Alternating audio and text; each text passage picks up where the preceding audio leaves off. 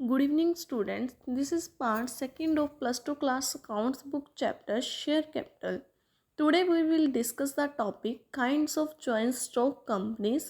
Joint stock companies ਦੀਆਂ types ਕੀ ਹੈ, ਕਿੰਨੇ ਪ੍ਰਕਾਰ ਦੀਆਂ joint stock companies ਹੁੰਦੀਆਂ। First is on the basis of formation. Company the creation ਦੇ ਬੇਸਿਸ ਦੇ ਉੱਤੇ ਕੰਪਨੀ ਦੇ ਟਾਈਪਸ ਆਪਾਂ ਡਿਸਕਸ ਕਰਾਂਗੇ। ਫਾਰਮੇਸ਼ਨ ਮਤਲਬ ਕੰਪਨੀਜ਼ ਨੂੰ ਕੌਣ ਕ੍ਰੀਏਟ ਕਰਦਾ ਹੈ, ਕੰਪਨੀ ਦੇ ਡਿਸੀਜ਼ਨ ਲੈਣ ਦਾ ਰਿਸਪੋਂਸੀਬਲ ਕੌਣ ਹੈ, ਕਿਸ ਨੂੰ ਆਪਾਂ ਆਪਣੇ ਅਕਾਊਂਟਸ ਪਬਲਿਸ਼ ਕਰਨੇ ਹੈ, ਕੌਣ ਰਿਸਪੋਂਸੀਬਲ ਹੋਊਗਾ, ਕੌਣ ਕੰਪਨੀ ਨੂੰ ਕੰਟਰੋਲ ਕਰੂਗਾ, ਉਸ ਦੇ ਬੇਸਿਸ ਦੇ ਉੱਤੇ ਆਪਾਂ ਕੰਪਨੀ ਦੇ ਟਾਈਪਸ ਡਿਸਕਸ ਕਰਾਂਗੇ। So first is chartered companies. Chartered companies ਦੇ ਵਿੱਚ ਜੋ ਵੀ ਕੰਪਨੀਜ਼ ਦੇ ਡਿਸੀਜ਼ਨ ਲੈਣੇ ਹੈ, ਪਾਵਰਸ ਹੁੰਦੀਆਂ ਕੰਪਨੀਜ਼ ਦੇ ਬਿਜ਼ਨਸ ਦੀਆਂ, ਉਹ ਚਾਰਟਰ ਦੇ ਹੱਥ ਵਿੱਚ ਹੁੰਦੀ ਹੈ। ਚਾਰਟਰ ਕੌਣ ਹੁੰਦਾ? ਜੋ ਕੰਪਨੀ ਨੂੰ ਸਟਾਰਟ ਕਰਦਾ ਹੈ, ਇਨਕਾਰਪੋਰੇਟ ਕਰਦਾ ਹੈ, ਆਪਾਂ ਓਨਰ ਕਹਿ ਸਕਦੇ ਹਾਂ। These are the chartered companies. Understand? So next is statutory companies. Statutory companies ਨੂੰ ਕੌਣ ਸਟਾਰਟ ਕਰਦਾ ਹੈ? ਪਾਰਲੀਮੈਂਟ ਜਾਂ ਸਟੇਟ ਲੈਜਿਸਲੇਚਰ। ਲੈਜਿਸਲੇਚਰ ਮਤਲਬ ਕਾਨੂੰਨ। ਜਿਸ ਸਟੇਟ ਦੇ ਵਿੱਚ ਆਪਾਂ ਕੰਪਨੀ ਸਟਾਰਟ ਕਰਨੀ ਹੈ, ਉਸ ਸਟੇਟ ਦੇ ਕਾਨੂੰਨ ਕੀ ਹੈ, ਕਿਸੇ ਵੀ ਕੰਪਨੀ ਨੂੰ ਸਟਾਰਟ ਕਰਨ ਦੇ ਲਈ ਉਸ ਦੇ ਅਕੋਰਡਿੰਗ ਕੰਪਨੀ ਸਟਾਰਟ ਕੀਤੀ ਜਾਊ। ਸਟੈਚੂਟਰੀ ਕੰਪਨੀ ਨੂੰ ਨਾ ਤਾਂ ਕੋਈ ਮੋਮੈਂਡਮ ਆਫ ਐਸੋਸੀਏਸ਼ਨ ਚਾਹੀਦਾ ਹੁੰਦਾ, ਨਾ ਹੀ ਕੋਈ ਆਰਟੀਕਲ ਆਫ ਐਸੋਸੀਏਸ਼ਨ ਚਾਹੀਦਾ ਹੁੰਦਾ। ਜੋ ਫਾਈਨੈਂਸ਼ੀਅਲ ਈਅਰ ਦੇ ਐਂਡ ਦੇ ਉੱਤੇ ਆਪਾਂ ਅਕਾਊਂਟਸ ਪਬਲਿਸ਼ ਕਰਨੇ ਆ, ਉਹ ਕਿਸ ਦੇ ਅੱਗੇ ਕਰਨੇ ਆ? ਪਾਰਲੀਮੈਂਟ ਦੇ ਅੱਗੇ। ਇਹਨੂੰ ਕੀ ਬੋਲਦੇ ਆ? Statutory companies. Understand? Next is registered companies. Next is registered companies. Registered companies ਕਿਹੜੀਆਂ ਹੁੰਦੀਆਂ? ਜਦੋਂ ਕੋਈ ਵੀ ਕੰਪਨੀ ਰਜਿਸਟਰਡ ਹੋ ਜਾਂਦੀ ਹੈ ਕੰਪਨੀਜ਼ ਐਕਟ 2013 ਜਾਂ ਕੋਈ ਵੀ ਹੋਰ ਐਕਟ ਹੈ, ਜਾਂ ਅਮੈਂਡਡ ਐਕਟ ਹੈ ਕੰਪਨੀਜ਼ ਦਾ 2015, ਹੋਰ ਐਕਟ ਨੇ ਕੰਪਨੀਜ਼ ਦੇ, ਜਦੋਂ ਉਹਦੇ ਅੰਡਰ ਕੰਪਨੀ ਰਜਿਸਟਰਡ ਹੋ ਗਈ ਤਾਂ ਉਸਨੂੰ ਬੋਲਦੇ ਆ ਰਜਿਸਟਰਡ ਕੰਪਨੀਜ਼। ਅਤੇ ਇਹਦਾ ਪ੍ਰੋਸੀਜਰ ਕੀ ਹੁੰਦਾ? ਕੋਈ ਵੀ ਕੰਪਨੀ ਹੈ ਜਦੋਂ ਸਟਾਰਟ ਕਰਨੀ ਹੈ ਤਾਂ ਆਪਾਂ ਰਜਿਸਟਰਾਰ ਕੋਲ ਜਾਵਾਂਗੇ, ਰਜਿਸਟਰਾਰ ਆਫਿਸ ਕੋਲ ਜਾਵਾਂਗੇ, ਉੱਥੇ ਉਹਨਾਂ ਦੀਆਂ ਫੀਸਿਸ ਵਗੈਰਾ ਪੇ ਕਰਕੇ ਆਪਾਂ ਨੂੰ ਸਰਟੀਫਿਕੇਟ ਆਫ ਇਨਕਾਰਪੋਰੇਸ਼ਨ ਦੇ ਦੇਣਗੇ ਰਜਿਸਟਰਾਰਸ। ਜਦੋਂ ਆਪਾਂ ਨੂੰ ਸਰਟੀਫਿਕੇਟ ਆਫ ਇਨਕਾਰਪੋਰੇਸ਼ਨ ਮਿਲ ਗਿਆ ਤਾਂ ਆਪਾਂ ਕੰਪਨੀਜ਼ ਨੂੰ ਸਟਾਰਟ ਕਰ ਸਕਦੇ ਹਾਂ, ਕੋਈ ਵੀ ਅਫੇਅਰਸ ਕੰਪਨੀ ਦਾ ਕਰ ਸਕਦੇ ਹਾਂ ਆਪਣੇ ਅਕੋਰਡਿੰਗ। ਅਤੇ ਜੋ ਵੀ end of financial year accounts publish ਕਰਨੇ ਹੈ, ਉਹ ਰਜਿਸਟਰਾਰ ਕੋਲ ਹੀ ਕਰਨੇ ਆ, ਰਜਿਸਟਰਾਰ ਆਫਿਸ ਦੇ ਕੋਲ। ਉਹ ਕੀ ਹੁੰਦਾ? ਮੈਂਡੇਟਰੀ ਹੁੰਦੇ ਆ। ਇਹਨੂੰ ਰਜਿਸਟਰਡ ਕੰਪਨੀਜ਼ ਬੋਲਦੇ ਆ। So these are the three types of companies on the basis of formation: chartered companies, statutory companies and registered companies. Next is on the basis of liability. Liability मतलब ਦੇਣਦਾਰੀਆਂ। Companies ਦੀਆਂ ਜੋ ਦੇਣਦਾਰੀਆਂ ਨੇ ਉਸ ਦੇ basis ਦੇ ਉੱਤੇ ਕੰਪਨੀਜ਼ ਕਿੰਨੇ ਤਰ੍ਹਾਂ ਦੀਆਂ ਹੁੰਦੀਆਂ। First is companies limited by shares.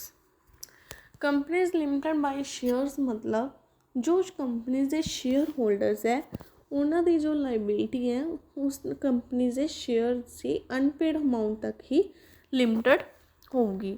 For example ਜੋ ਕੰਪਨੀ ਦਾ ਸ਼ੇਅਰ ਹੈ ਉਸਦੀ ਫੇਸ ਵੈਲਿਊ 10 ਰੁਪੀਜ਼ ਹੈ ਇੱਕ ਸ਼ੇਅਰ ਦੀ, ਅਤੇ ਮੈਂਬਰਸ ਦੇ ਵੱਲੋਂ ਪੇਡ ਕਿੰਨੇ ਕਰ ਦਿੱਤੇ ਗਏ? 5।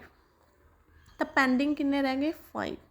5 ਅਨਪੇਡ ਰੁਪੀਜ਼ ਰਹਿ ਗਏ ਨਾ ਮੈਂਬਰਸ ਦੇ ਵੱਲੋਂ। ਤਾਂ ਕੰਪਨੀਜ਼ ਦੀ ਮੈਂਬਰਸ ਦੀ ਲਾਇਬਿਲਿਟੀ ਉਸ 5 ਅਨਪੇਡ ਰੁਪੀਜ਼ ਤੱਕ ਹੀ ਲਿਮਟਡ ਹੋਊਗੀ। ਜੇ ਕੰਪਨੀਜ਼ ਦੇ ਵੱਲੋਂ ਐਕਸਟਰਾ ਰੁਪੀਜ਼ ਦੀ ਡਿਮਾਂਡ ਕੀਤੀ ਜਾਂਦੀ ਹੈ ਮੈਂਬਰਸ ਦੇ ਵੱਲੋਂ, ਤਾਂ ਮੈਂਬਰਸ ਉਸ ਦੇ ਲਈ ਰਿਸਪੋਂਸੀਬਲ ਨਹੀਂ ਹੋਣਗੇ ਅਤੇ ਮੈਂਬਰਸ ਉਹ ਪੇ ਨਹੀਂ ਕਰਨਗੇ। So we can say that companies members liability limited up to unpaid amount of shares face value. So these are the companies limited by shares. Understand?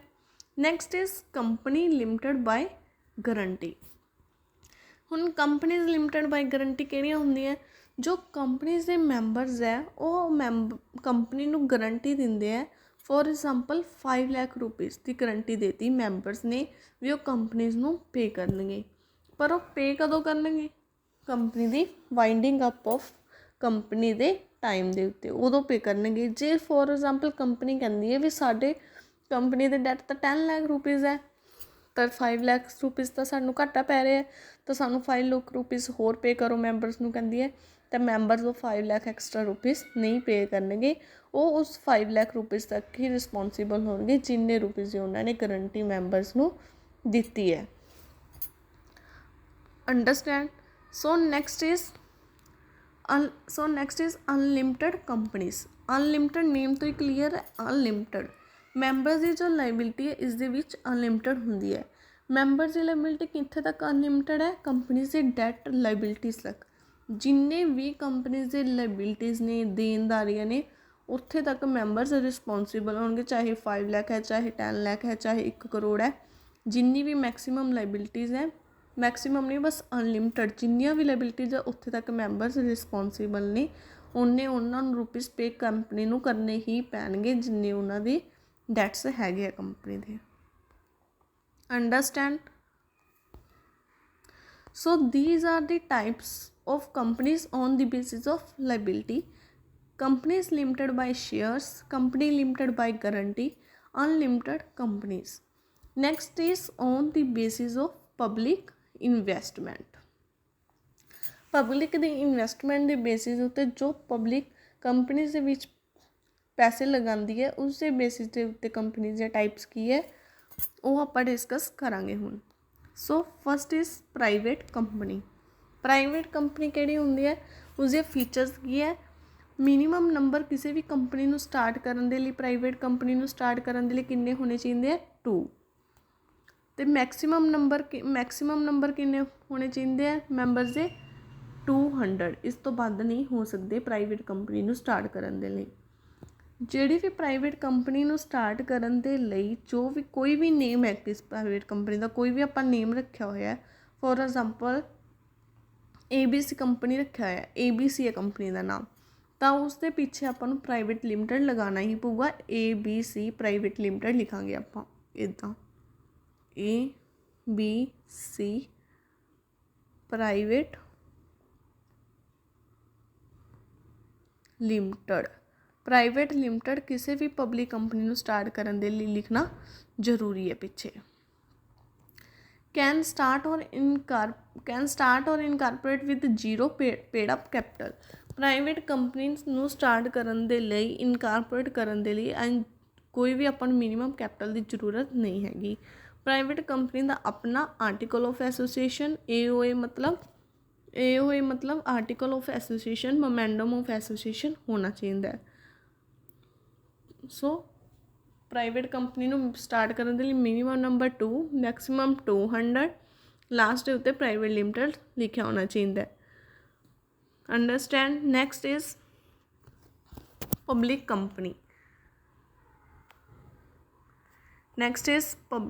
Company.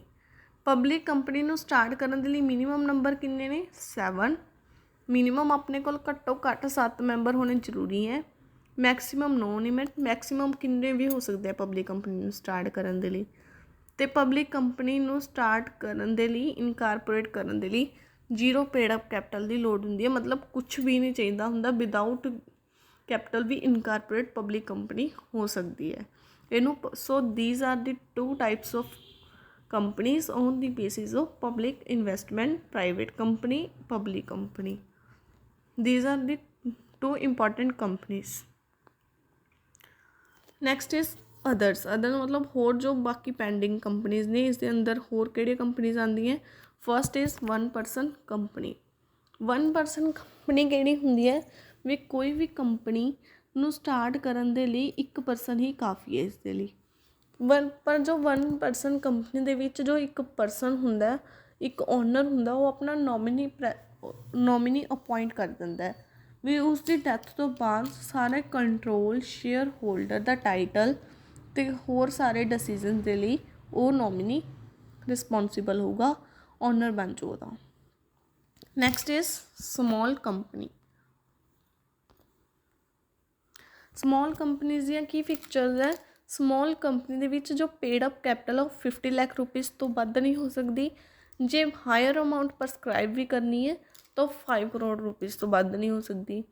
ਜੋ ਵੀ ਉਸ ਕੰਪਨੀ ਦਾ ਲਾਸਟ ਪ੍ਰੋਫਿਟ, ਉਸ company ਦਾ ਕੋਈ ਵੀ last profit and loss account ਹੋਊਗਾ ਉਸ ਦੇ ਅਕੋਰਡਿੰਗ ਟਰਨ ਓਵਰ ਮਤਲਬ ਸੇਲ 2 ਕਰੋੜ ਤੋਂ ਵੱਧ ਨਹੀਂ ਹੋ ਸਕਦੀ। ਅਗਰ ਹਾਇਰ ਵੱਧੋ ਵੱਧ ਹੈਗੀ ਵੀ ਹੈ ਤਾਂ ਉਹ 20 ਕਰੋੜ ਤੋਂ ਵੱਧ ਨਹੀਂ ਹੋ ਸਕਦੀ। ਇਸ ਜਿਹੜੀਆਂ ਵੀ ਸਾਰੀਆਂ ਇਹ ਪ੍ਰੋਵੀਜ਼ਨਸ ਨੇ ਸਮੋਲ ਕੰਪਨੀ ਦੀਆਂ, ਉਹ ਹੋਲਡਿੰਗ ਕੰਪਨੀ ਤੇ ਰਜਿਸਟਰਡ ਕੰਪਨੀ ਤੇ ਅਪਲਾਈ ਨਹੀਂ ਹੁੰਦੀਆਂ। ਇਹ ਬਸ ਸਿਰਫ ਅਦਰ ਦੈਨ ਹੋਲਡਿੰਗ ਕੰਪਨੀ ਔਰ other than company registered under section 8 ਦੇ ਉੱਤੇ ਹੀ ਅਪਲਾਈ ਹੁੰਦੀਆਂ ਨੇ, ਇਹਨਾਂ 'ਤੇ ਨਹੀਂ ਅਪਲਾਈ ਹੋਣਗੀਆਂ, ਇਹਨਾਂ ਦੋਨੇ ਕੰਪਨੀਜ਼ 'ਤੇ। Next is dormant company. Dormant company ਕਿਹੜੀ ਹੁੰਦੀ ਹੈ? Inactive company. Inactive company means ਇਹ ਡੋਰਮੈਂਟ ਕੰਪਨੀ ਕੋਈ ਵੀ ਕੰਮ ਵਗੈਰਾ ਨਹੀਂ ਕਰਦੀ, ਕੋਈ ਵੀ ਅਫੇਅਰ ਨਹੀਂ ਕਰਦੀ, ਕੁਛ ਵੀ ਨਹੀਂ ਕਰਦੀ, ਇਹ ਇਨਐਕਟਿਵ ਹੁੰਦੀ ਹੈ। ਇਹ ਕੰਪਨੀ ਕਿਹਦੇ ਲਈ ਜਾਂਦੀ ਹੈ? ਫਿਰ ਫਿਊਚਰ ਪ੍ਰੋਜੈਕਟ ਦੇ ਲਈ। ਮਤਲਬ ਜੇ ਕੋਈ ਵੀ ਫਿਊਚਰ ਦੇ ਵਿੱਚ ਆਪਾਂ ਨੂੰ ਲੋੜ ਪੈਂਦੀ ਹੈ ਵੀ ਆਪਾਂ ਫਿਊਚਰ ਦੇ ਵਿੱਚ ਇਹ ਕਰਨਾ, ਉਹਦੇ ਲਈ ਬਣਾਈ ਜਾਂਦੀ ਹੈ। ਇਹ ਪ੍ਰੈਜੈਂਟਲੀ ਕਰੰਟਲੀ ਕੋਈ ਕੰਮ ਨਹੀਂ ਕਰਦੀ dormant company. So these are the 3 types of other companies. First is 1 person company, small company, dormant company. So ਆਪਾਂ ਇੱਕ ਵਾਰ ਰਿਵਾਈਜ਼ ਕਰ ਲੈਂਦੇ ਹਾਂ ਸਾਰੀਆਂ ਕੰਪਨੀਜ਼ ਉੱਪਰੋਂ। ਫਸਟ ਸੀ on the basis of formation, ਇਸ ਦੇ ਅੰਡਰ 3 ਕੰਪਨੀਜ਼ ਸੀ। First is chartered companies, statutory companies, registered company. Next is on the basis of liability, ਇਸ ਦੇ ਅੰਡਰ ਵੀ 3 ਕੰਪਨੀਜ਼ ਸੀ। First is company limited by shares, company limited by guarantee, unlimited companies. Next is on the basis of public investment, ਇਸ ਦੇ ਅੰਦਰ 2 company ਸੀ। First is private company, second is public company.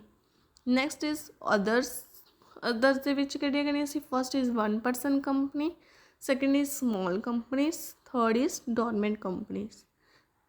So thank you.